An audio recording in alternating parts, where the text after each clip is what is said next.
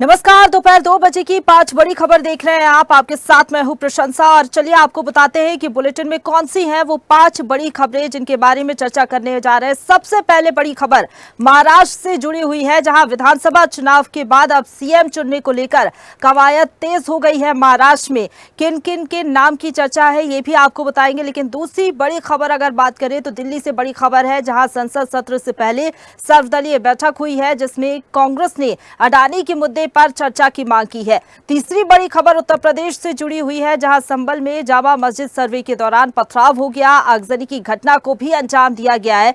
चौथी बड़ी खबर झारखंड से जुड़ी हुई है, जहां प्रचंड जीत के बाद हेमंत सोरेन के नेतृत्व में इंडिया अलायंस की सरकार बनने की तैयारियां अब शुरू हो गई है। एक बार फिर से हेमंत सोरेन की ताजपोशी होगी और मंत्रियों को किस तरीके से आगे बढ़ाना है, किसको क्या विभाग मिलेगा, इसकी तैयारियां अब शुरू हो चुकी है। पांचवी बड़ी खबर क्रिकेट को लेकर है, जहां भारत ने बॉर्डर गावस्कर ट्रॉफी के पहले मुकाबले में ऑस्ट्रेलिया पर 436 रन की बढ़त बना ली है और आज मुकाबले का तीसरा दिन है। तो ये 5 बड़ी खबर है जिन पर चर्चा इस बुलेटिन में हम करने जा रहे हैं। और चलिए अब बात करेंगे पहली बड़ी खबर की। महाराष्ट्र से जुड़ी हुई पहली बड़ी खबर है, जहां महाराष्ट्र के विधानसभा चुनाव के रिजल्ट आने के बाद अब साफ हो गया है कि राज्य में महायुति की सरकार बनेगी। महायुति से सीएम पद के दावेदार की अभी तक घोषणा नहीं हुई है। एकनाथ शिंदे, अजीत पवार और देवेंद्र फडणवीस दिल्ली रवाना होंगे। दिल्ली में बीजेपी आलाकमान के साथ मीटिंग के बाद मुख्यमंत्री के नाम का ऐलान हो सकता है। मुख्यमंत्री शिंदे ने जीत के बाद कहा कि चुनाव के पहले तय नहीं था कि जिसकी ज्यादा सीटें होंगी उसका ही सीएम बनेगा। बता दें कि इस चुनाव में मुकाबला 6 बड़ी पार्टियों के 2 गठबंधन में था। महायुति में बीजेपी, शिवसेना, एकनाथ शिंदे का गुट और एनसीपी अजीत पवार का गुट शामिल है, जबकि महाविकास अघाड़ी में कांग्रेस, शिवसेना उद्धव ठाकरे का गुट और एनसीपी शरद पवार का गुट शामिल है। तो महाराष्ट्र में बंपर जीत के बाद अब चर्चा हो रही है सीएम फेस को लेकर कि आखिरकार कौन होगा महाराष्ट्र का सीएम। एकनाथ शिंदे क्या एक बार फिर से मुख्यमंत्री बनेंगे या फिर देवेंद्र फडणवीस या फिर कोई और होगा महाराष्ट्र का मुख्यमंत्री, इसको लेकर हलचल तेज है। और इसी खबर पर ज्यादा बातचीत के लिए सीधा रुख करेंगे। मुंबई से ब्यूरो चीफ संदीप हमारे साथ फोन लाइन पर जुड़ गए हैं। संदीप, महायुति की प्रचंड जीत हुई और अब इसके बाद हलचल तेज है सीएम फेस को लेकर, क्या लग रहा है? बैठक भी होनी है बीजेपी विधायक दल की और उसके बाद क्या कुछ फैसला लिया जा सकता है? किसके नाम की चर्चाएं तेज है, क्योंकि दावेदार तो कई फिलहाल नजर आ रहे हैं। ओर से जो अब जीत हासिल हुई है, बड़ी जीत हासिल हुई है। करीबन बीजेपी की जो है 130 सीटें जो है वो जीत चुके हैं और इसके चलते जो है अभी शिवसेना शिंदे गुट की भी बड़ी जीत हासिल हुई, उनको 57 सीटें हासिल हुई है और अजीत पवार को जो 41 सीटें हासिल हुई। कुल मिलाकर 200 पार जो हो आंकड़ा वो पार हो चुका है। अभी मुख्यमंत्री कौन है, इसके चलते जो है एक दूसरे की बैठक शुरू हुई है। महायुति की ओर से जो है शिवसेना शिंदे की जो बैठक है, पूरे विधायक जो जीत के आए हैं उनकी जो बैठक है बांद्रा की ताजलैंड में शाम 5 बजे होगी। और अभी जो है बैठक देवेंद्र फडणवीस, चंद्रशेखर बावनकुळे और चंद्रकांत पाटिल जैसे दिग्गज नेता जो है बीजेपी के, उन तीनों चारों में जो है वो बैठक शुरू हो चुकी है। और इसके जो मुख्यमंत्री का चेहरा कौन है ये तय होगा इसमें। और शिंदे गुट की ओर से जो है गठनेता कौन है, इसके चलते जो है वो बैठक तय हो जाएगी। अब शिंदे गुट के जो निर्दलीय विधायक थे, 3 विधायक जो है वो शिंदे गुट में अभी सपोर्ट के लिए चले गए हैं। शिंदे गुट की जो है अभी 60 कुल मिलाकर 60 सीटें हो चुकी है। बिल्कुल संदीप, लेकिन ऐसे में क्या लग रहा है, गठबंधन में महायुति में बीजेपी को सबसे ज्यादा सीटें मिली, तो क्या मुख्यमंत्री बीजेपी की ही तरफ से हो सकता है या फिर शिंदे गुट की तरफ से भी मांग की जा रही है कि एकनाथ शिंदे का नाम चर्चाओं में है? दूसरी तरफ हम देख रहे हैं अजीत पवार का नाम भी चर्चाओं में बना हुआ है। जी बिल्कुल, अजीत पवार के कार्यकर्ताओं ने भी अजीत पवार भावी मुख्यमंत्री के तौर पे जो है वो भेंट दी है। अलग तरीके से मुख्यमंत्री करके बैनर लगे हुए हैं और शिंदे गुट की तरफ से जो है ये सूत्रों के अनुसार ये बात सामने आई कि 2.5 साल का जो मुख्यमंत्री पद है वो दिया जाएगा। तो दूसरी ओर जो है बीजेपी की ओर से अभी भी इस की चर्चा पर कोई भी ये सुझाव नहीं आया है। जो फिलहाल महायुति समूह के अंदर आंदोलन से जोर पकड़ लिया है विधानसभा चुनाव के लिए, बीजेपी मुख्यमंत्री के चुनाव को लेकर जो हलचल दिखाई दे रही है। विधानसभा नेता के चुनाव पर भी दिल्ली से 2 पर्यवेक्षक भी भेजे जाएंगे इस मीटिंग में, और केंद्रीय बीजेपी की ओर से 2 इंस्पेक्टर भेजे जाएंगे कि विधायक दल के नेता के चुनाव के बाद जो है अभी जो मुख्यमंत्री का पद का जो सिलसिला है वो अभी जारी होकर दिख रहा है। कल जो है वानखेड़े स्टेडियम में जो है वो मुख्यमंत्री पद की शपथ विधि हो जाएगी, मगर मुख्यमंत्री का चेहरा है ये अभी तक सामने नहीं आया है। बिल्कुल, विधायक दल का नेता किसे चुना जाता है ये देखना होगा, किसके सर पर ताजपोशी होती है, इसके लिए थोड़ा और इंतजार करना होगा। उसके बाद ये साफ हो जाएगा कि कौन होगा अगला मुख्यमंत्री महाराष्ट्र में। फिलहाल बहुत शुक्रिया आपका हमारे साथ जुड़ने के लिए और अपडेट हम तक पहुंचाने के लिए, संदीप। और चलिए अब बात करेंगे दूसरी बड़ी खबर की। दूसरी बड़ी खबर दिल्ली से है, जहां संसद के शीतकालीन सत्र से पहले सरकार ने सर्वदलीय बैठक बुलाई। बैठक में कांग्रेस ने अडानी और मणिपुर मुद्दे पर संसद में चर्चा की मांग की है। इसके अलावा विपक्षी दलों ने उत्तर भारत में प्रदूषण और रेल दुर्घटनाओं पर भी चर्चा की मांग की। इस दौरान कांग्रेसियों ने बताया कि उनकी पार्टी ने अडानी ग्रुप पर लगे रिश्वतखोरी के आरोप पर संसद में चर्चा की अनुमति देने का सरकार से अपील की। उन्होंने कहा कि उनकी पार्टी चाहती है कि संसद की बैठक में सबसे पहले इस मुद्दे को उठाया जाए। राज्यसभा सदस्य तिवारी ने कहा कि ये देश के आर्थिक और सुरक्षा हितों से जुड़ा एक गंभीर मुद्दा है, क्योंकि कंपनी ने अपनी सौर ऊर्जा परियोजना के लिए अनुकूल सौदा पाने के वास्ते नेताओं और नौकरशाहों को 2300 करोड़ रुपए से अधिक का कथित तौर पर भुगतान किया। बता दें कि संसद का शीतकालीन सत्र सोमवार से शुरू होकर 20 दिसंबर तक चलेगा और इस सत्र के लिए वक्फ संशोधन विधेयक समेत 16 विधेयक सूचीबद्ध किए गए हैं, जो कि पटल पर रखे जाएंगे। केंद्रीय संसदीय कार्य मंत्री ने सर्वदलीय बैठक भी बुलाई, जिसमें बीजेपी अध्यक्ष जेपी नड्डा, कांग्रेस नेता जयराम रमेश और गौरव गोगोई के अलावा टी शिवा समेत तमाम जो विपक्षी दल के नेता हैं वो शामिल हुए। तो शीतकालीन सत्र जो है सोमवार से शुरू होगा, लेकिन हंगामेदार होने के पूरे आसार हैं, क्योंकि विपक्ष मांग कर रहा है कि अडानी के मुद्दे को लेकर चर्चा की जाए। इसके साथ ही जो प्रदूषण बढ़ रहा है उत्तर भारत के कई राज्यों में, उसको लेकर चर्चा की मांग की जा रही है विपक्षी दलों की ओर से। हालांकि जब सत्र की शुरुआत होगी तो कई मुद्दे सदन में इस बार गूंजते हुए नजर आएंगे। और इसी खबर पर ज्यादा बातचीत के लिए सीधा रुख करेंगे, संवाददाता इरफान खान हमारे साथ दिल्ली से लाइव जुड़ गए हैं। इरफान, कल से जो है सदन की शुरुआत हो जाएगी, लेकिन सत्र हंगामेदार रहने के पूरे आसार हैं। तमाम तैयारियां विपक्षी दल ने की है, चाहे अडानी का मुद्दा हो या फिर प्रदूषण का मुद्दा हो। क्या लग रहा है विपक्ष कौन कौन से मुद्दे उठा सकता है? जिस तरह 25 नवंबर से शीतकालीन सत्र शुरू होने जा रहा है, 25 नवंबर से बात करें तो 25 नवंबर से लेकर 20 दिसंबर तक शीतकालीन सत्र जो है चलेगा। इसको लेकर विपक्ष की पूरी तैयारी हो चुकी है। इसको लेकर विपक्ष ने कहा है कि जिस तरह अडानी का मुद्दा हो या दिल्ली में प्रदूषण या अन्य उत्तर पूर्व भारत के जो इलाके हैं जिनमें प्रदूषण को लेकर भी चर्चा की जाए। सबसे बड़ा मुद्दा यह है कि अडानी ग्रुप पर जो आरोप लगाए जा रहे हैं विपक्ष की तरफ से, उसको लेकर चर्चा की मांग विपक्ष की तरफ से की गई है। देखना ही महत्वपूर्ण होगा, जिस तरह शीतकालीन सत्र कल से शुरू होने जा रहा है उसको लेकर विपक्ष की जो तैयारियां है देखने को मिल सकता है कि किस तरह सत्र जो है हंगामे भरा हो सकता है। इसको लेकर मैं आपको बता दूं, विपक्षी दलों के कई नेताओं ने भी सरकार से अपील की है कि सत्र में जो है अडानी ग्रुप पर जिस तरह घोटाले के मामले है, रिश्वतखोरी के जिन नेताओं के मामले उस पर भी गंभीर चर्चा की जाए। इसके अलावा मणिपुर को लेकर भी चर्चा की अपील की गई है। मणिपुर में जिस तरह पिछले काफी लंबे समय से जो है हिंसा के मामले सामने आ रहा है, उसको लेकर भी विपक्ष ने कई आरोप लगाए हैं। शीतकालीन सत्र में अब लगातार जो है विपक्ष की मांग है कि इन सभी मुद्दों पर चर्चा की जाए। ये बड़ा महत्वपूर्ण होगा, जिस तरह ये कल सत्र शुरू होने जा रहा है और 20 दिसंबर तक ये सत्र चलेगा। लगभग जो जिस तरह की राजनीति चल रही है उसको देखते हुए लगता है कि सत्र जो है हंगामे भरा रहेगा।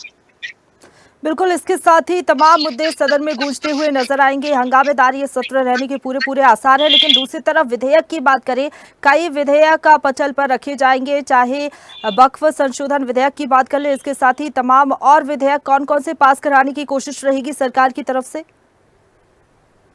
जी हाँ प्रशंसा, जिस तरह विधेयक की बात करें तो विधेयक को लेकर जिस तरह विपक्ष ने वक्त एक की बात करें तो उस पर भी चर्चा करने का जो है प्रस्ताव रखा है। इसके अलावा अन्य कई मुद्दे रखे हैं जिसको लेकर विपक्ष अब हमलावर होता नजर आ रहा है। सत्र के शुरू होने से पहले ही जिस तरह की मांगे की गई हैं उसको देखते हुए लगता है सत्र में हंगामे भरा सत्र रहेगा। 21 नवंबर से लेकर 20 दिसंबर तक जो सत्र चलने वाला है इसमें विपक्ष की पूरी तैयारी है। विपक्ष के कई नेताओं ने सरकार से अपील की है जिस तरह के हालात बने हुए उन पर गंभीर चर्चा की जाए।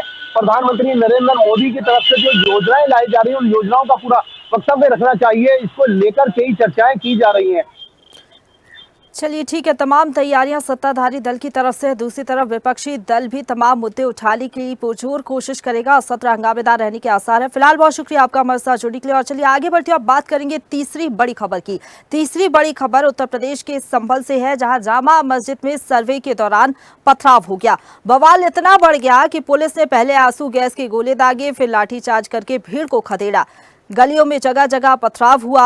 उग्र भीड़ ने कई गाड़ियों में आग भी लगा दी। डीएम और एसपी मौके पर पहुंचे। मुरादाबाद से डीआईजी मुनिराज भी मौके पर पहुंच गए। बताया जा रहा है कि सुबह 6:30 बजे डीएम एसपी के साथ एक टीम जामा मस्जिद का सर्वे करने के लिए पहुंची हुई थी। टीम देखकर मुस्लिम समुदाय के लोग भड़क गए। कुछ ही देर में करीब 2000 से ज्यादा लोग वहां पर इकट्ठा हो गए और विवाद करने लग गए। भीड़ मस्जिद के अंदर जाने पर भी अड़ गई। पुलिस ने रोकने की कोशिश की तो कुछ लोगों ने पथराव कर दिया। इसके बाद भगदड़ जैसे हालात वहां पर पैदा हो गए। तो ये तस्वीरें आप देखिए, जामा मस्जिद में सर्वे के आदेश दिए गए थे, लेकिन जैसे ही सर्वे करने के लिए सुबह टीम पहुंची तो उसके बाद मुस्लिम समुदाय के लोग यहां पर 2000 से ज्यादा की संख्या में इकट्ठा हो गए और इतना ज्यादा बवाल मचाया कि पथराव किया। पुलिस पर भी हमला करने की कोशिश की और जो गाड़ियां खड़ी हुई थी उनको भी आग के हवाले कर दिया। हालांकि तनावपूर्ण माहौल वहां पर बना हुआ, ऐसे में पूरा क्षेत्र छावनी में तब्दील कर दिया गया। लेकिन फिलहाल बताया जा रहा है कि सर्वे पर रोक लगा दी गई है। और इसी खबर पर ज्यादा बातचीत के लिए सीधा रुख करेंगे। संवाददाता दानवीर हमारे साथ मुरादाबाद से लाइव जुड़ गए हैं। दानवीर, फिलहाल क्या स्थिति वहां पर बनी हुई है, किस तरीके का माहौल है, क्योंकि तनावपूर्ण माहौल वहां पर बना हुआ था, 2000 से ज्यादा लोग वहां पर इकट्ठा हो गए थे। फिलहाल क्या स्थिति, क्या सर्वे पर रोक लगा दी गई है या फिर अभी सर्वे किया जा रहा है? क्योंकि पुष्टि के अनुसार जिस प्रकार से बताया गया अभी तक की जानकारी के अनुसार सर्वे रोका नहीं जाएगा बिल्कुल, क्योंकि हम लोग ग्राउंड जीरो सुबह से ही वो तस्वीरें दिखाने का कार्य कर रहे हैं। देखिए संभल की बात करें, संभल में जिस प्रकार से दंगा हुआ, सुबह जिस प्रकार की पथराव हुआ पुलिस टीम पर, उसमें कई लोग घायल हुए थे। यहाँ तक कि अभी सूत्रों के अनुसार कुछ जानकारी ऐसी ही बताइए कि जिस प्रकार की कोई घटना, बड़ी घटना घटने की संभावना भी इस प्रकार की बताई जा रही है, लेकिन अभी ऑफिशियल कोई भी वर्जन नहीं आ पाया है। लेकिन लगातार जिस प्रकार से बात की जाए तो मैं इस समय जिला अस्पताल में मौजूद हूँ। देखिए आप देख सकते हैं मेरे पीछे यहाँ पुलिस पर तैनात है और तमाम देखिए जो भी लोग यहाँ निकल आ रहे हैं उन पर खास निगरानी रखी जा रही है। देखिए जिला अस्पताल पर जिस प्रकार से यहाँ सुबह से ही पुलिस तैनात है, जिस प्रकार से उसके बाद जो दंगा हुआ था उसके बाद से तमाम जो घायल है उन्हें लेकर आया जा रहा था और तमाम जो चीजें थी वो देखी जा रही है। और देखिए अधिकारियों की बात करें, लेकिन अधिकारियों ने अभी कोई बड़ी पुष्टि नहीं की है, लेकिन सूत्रों की माने तो यहाँ कोई ना कोई बड़ी एक ऐसी कोई खबर आ रही है जिस प्रकार की कि कोई बड़ी घटना यहाँ घटी है। लेकिन लगातार अधिकारी इस मामले पर नजर बनाए हुए हैं। और बात की जाए मौके की तो मौके पर लगातार जिस प्रकार से चप्पे चप्पे पर पुलिस कर्मी तैनात हैं। चाहे देखिए आप बात करें तो यहाँ जो तमाम पीएससी के जवानों को बुला लिया गया है और यहाँ हर जगह पर तमाम पुलिस वर्क ले रहा है। जी बिल्कुल, अभी क्या सर्वे हो रहा है, क्योंकि बताया जा रहा था जब तनावपूर्ण माहौल बना था तो थोड़ी देर के लिए सर्वे रोक दिया गया था। देखिए अभी की बात की जाए तो जिस तरफ वो मस्जिद है उस तरफ लोगों को बिल्कुल रोका गया है, उधर बैरिकेड कर दिया गया है, कोई आवागमन बिल्कुल रोक दिया गया है, कोई भी व्यक्ति उधर नहीं जा सकता, नहीं आ सकता। लेकिन वहाँ पुलिस प्रशासन तैनात है। लेकिन जिस सर्वे की बात की जाए तो देखिए आज सुबह सर्वे करने जब टीम पहुंचती है उसके बाद उनके साथ जो एडवोकेट वगैरह होते हैं और उसकी मौजूदगी में डीएम और एसपी की मौजूदगी में सर्वे हो रहा था। और अब की बात करें तो अभी तक ऐसी कोई जानकारी नहीं हो पाई है, क्योंकि अधिकारी कोई भी अभी तक सामने नहीं आ पा रहे हैं। लगातार डीआईजी मौके पर है, डीआईजी बैठक कर रहे हैं अधिकारियों के साथ और आगे की रणनीति किस प्रकार से सर्वे कराया जाएगा, किस प्रकार से सर्वे होगा, तमाम वो चीजों पर निगाह है। और अधिकारी लगातार आला अधिकारी जो है वो उस जगह पर मौजूद है। और देखिए कोतवाली संभल की बात करें तो कोतवाली संभल में सुबह हम लोग अभी थोड़ी देर पहले भी पहुंचे थे, उसके बाद हमने अधिकारियों से बात करनी चाहिए तो उसके बाद अधिकारी भी पूरी जो घटनाक्रम है उसको पूरी जानकारी देने के लिए अभी थोड़ी समय दे दिया है, तो थोड़ी समय में पूरी जानकारी देंगे। लेकिन एसपी का जो संभल है उनका एक बयान आया है, उनके द्वारा कहा गया है जिस प्रकार से कानूनी तरीके से कोर्ट का आदेश के अनुसार वो सर्वे कराए, जो आदेश है उस पर आदेश का पालन किया जाएगा और सर्वे बिल्कुल रोका नहीं जाएगा, सर्वे बिल्कुल कराया जाएगा क्योंकि 29 तारीख को सुनवाई होनी है। जी आज तो जिस तरीके से आप बता रहे हैं कि भीड़ को समझाइश दी गई, उसके बाद मामला शांत कराया गया, लेकिन क्या लग रहा है कि फिर से ऐसी स्थिति ना निर्मित हो, इसके लिए जिला प्रशासन की क्या तैयारियां हैं? क्योंकि बताया जा रहा था कि कुछ लोगों ने पुलिस की टीम पर भी पथराव कर दिया था, कई पुलिसकर्मी भी घायल हो गए। तो पुलिस ने भी कई लोगों को गिरफ्तार किया। अभी तक जानकारी के अनुसार 18 लोगों को गिरफ्तार कर लिया गया है और उनके भी काफी चोटें लगी हुई थी, उन्हें भी जिला अस्पताल में उन्हें इलाज के लिए लेकर आया गया है। वही बात किया पुलिस टीम की तो पुलिस टीम के कई पुलिसकर्मी घायल हुए थे और कई क्षेत्र अधिकारी के भी चोट लगने की जानकारी आ रही है। फिलहाल उनको भी लिए अस्पताल में लाया गया था और उनके लिए भी इलाज दिया जा रहा है। लेकिन जिस प्रकार से देखिए एक चीज समझ में अभी तक नहीं आई कि जिस प्रकार से तमाम पुलिस पर तैनात है उसके बाद भी आगजनी जो हुई, पहले जो सुबह पथराव होता उसके बाद आगजनी हुई, वो एक चिंता का जनक था क्योंकि जिस प्रकार से पुलिस तैनात थी उसके बाद भी वो लोग इतने एक हुजूम के साथ आते हैं और कहीं ना कहीं इस प्रकार से गाड़ियों आगजनी करते हैं, गाड़ियों के जो गाड़ी खड़ी होती है तमाम को तस्वीरें निकल के आई हैं और हर अपडेट जिस प्रकार से देखो आ रही है सामने अधिकारियों की हो चाहे देखिए मीडिया की नजर से हो, तमाम उन चीजों पर निगरानी रखी गई है। लेकिन मैं आपको एक बार फिर बता दूं, देखिए मेरे पीछे देख सकते हैं तमाम पुलिस पर ऐसी जगह जगह पूरे संभल की बात की जाए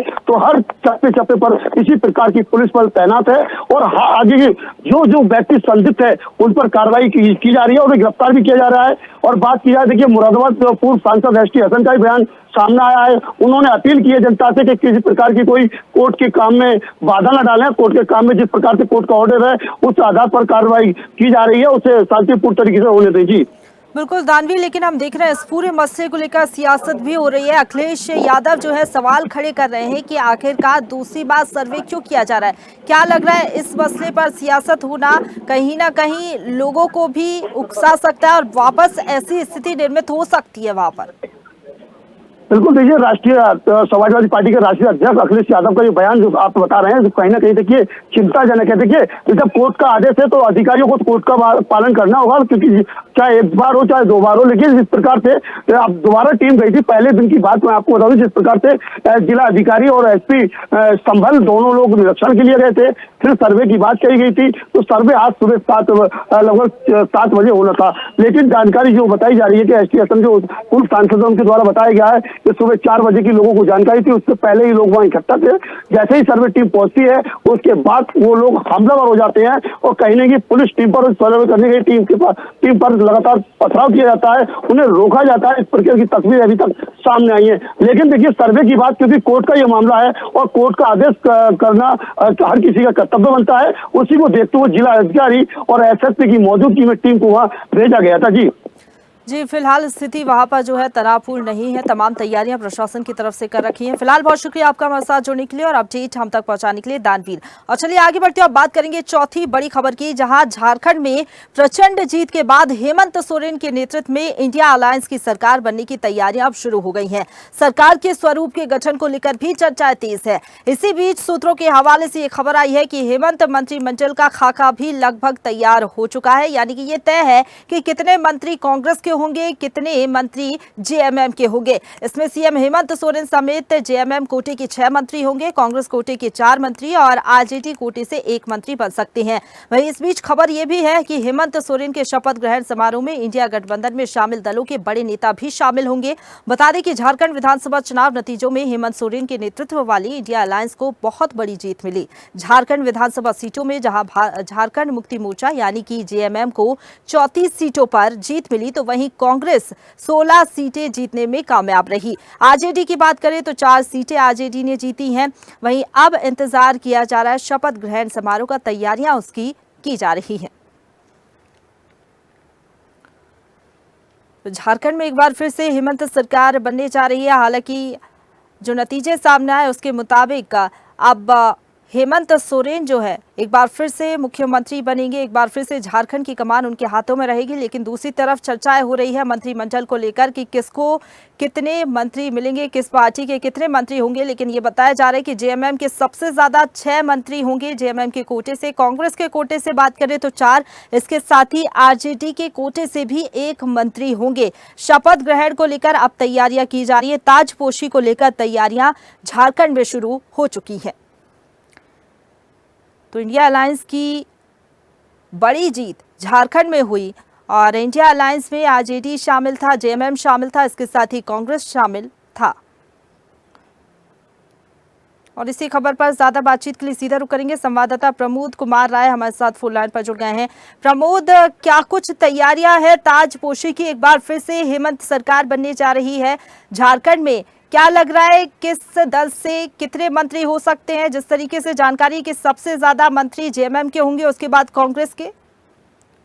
जी प्रशंसा, बताना चाहेंगे कि कल के मतगणना संपन्न होने के बाद फिर से एक बार इंडिया गठबंधन के सरकार बनने का रास्ता साफ हो गया है। वहीं इंडिया हेमंत सरकार दूसरी बार सरकार बनाने जा रही है और जैसा सूत्रों के हवाले से खबर मिल रही है, वहां हम लोग कुल ऐसे 34 सीटों पे जेएमएम के मंत्री हो सकते हैं, जहां 16 सीट भी जो कामयाब रही कांग्रेस जीतने में, वहां पे भी कई मंत्री उनके कोटे से भी 6 मंत्री जेएमएम से, जबकि कांग्रेस कोटे से 4 मंत्री बनाए जा सकते हैं।